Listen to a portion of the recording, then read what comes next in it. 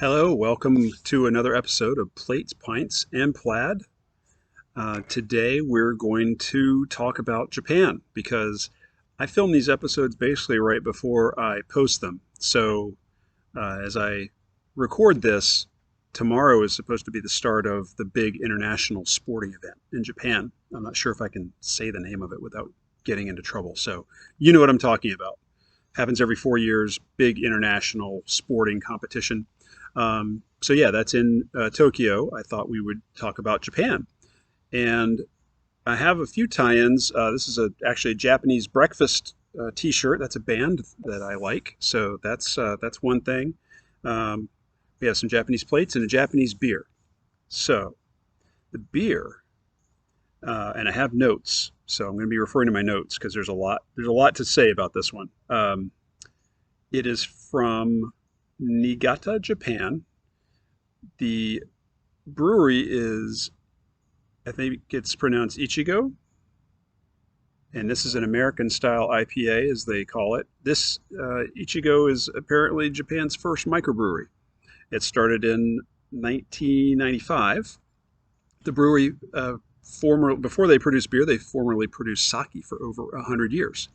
And the reason they started brewing beer is because I think it was 1993 or 1994, Japan greatly reduced the minimum production volume required uh, for a beer brewing license. So after that, microbreweries started to crop up, and Ichigo was the first one. And actually, this is the other side of the can, which is far more interesting. Uh, and the funny thing, it's a dragon on here, and on their website, the description of this beer it says strong bitterness like impact of a dragon flying up. So we'll see. I guess that's where the dragon comes from. Um, the glass is from Baxter Brewing in Lewiston, Maine. There's really no tie-in there. I hadn't used this one yet, and it's one of those pint glasses that looks like a can. The beer's not going to fill the glass because this is only 12 ounces and that's 16. So just gonna. I don't want the hate mail because of that. I'm just warning you now. One last thing about this brewery: the owner was a stage actor, a Japanese stage actor based in Rome in the 70s and 80s. He met a German woman who was a picture book artist, they say, and he learned to enjoy beer while spending time with her in her native Germany.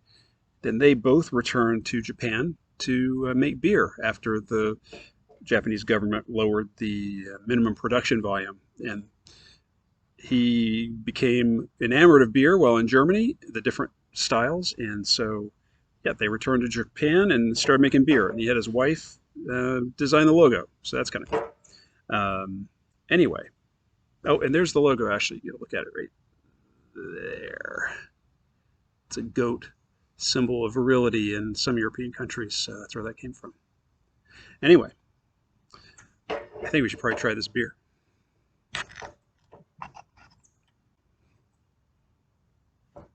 So, uh, yeah, I wish I could always have the label facing the camera, but it kind of depends on where so this is what you're going to see.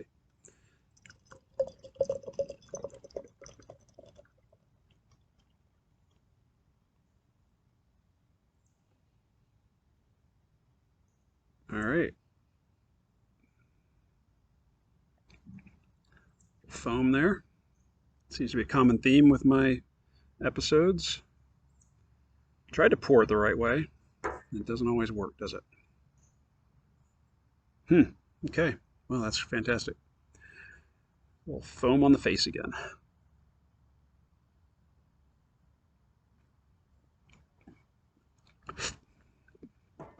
Oh, that is very much like a dragon flying up.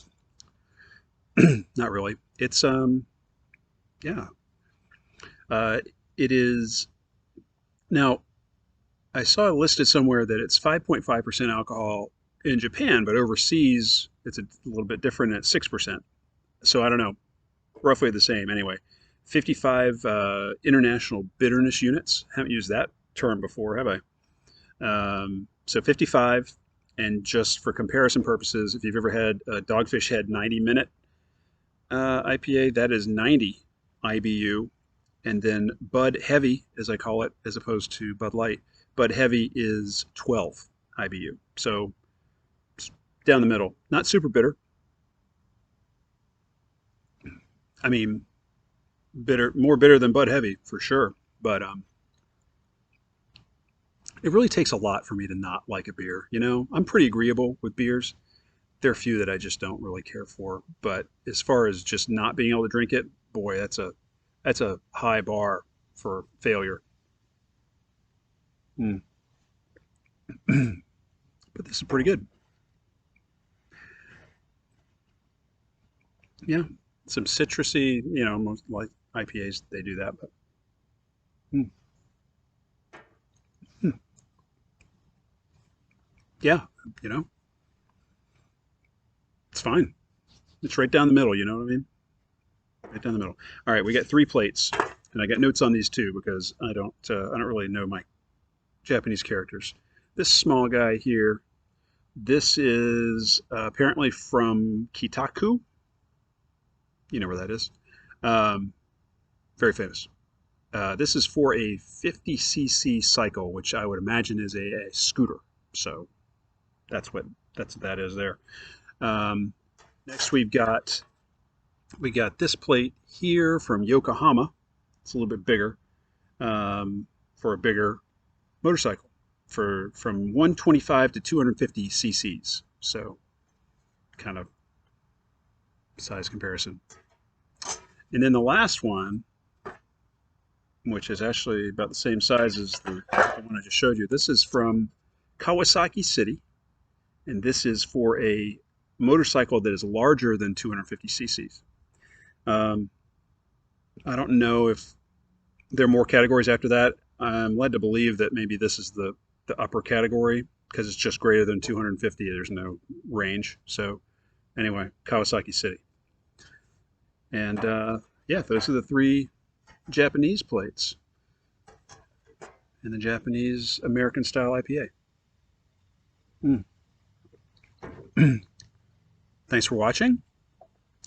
Drink responsibly. And if you haven't subscribed, there's really no harm in it. Hit the button there, the plaid button, subscribe.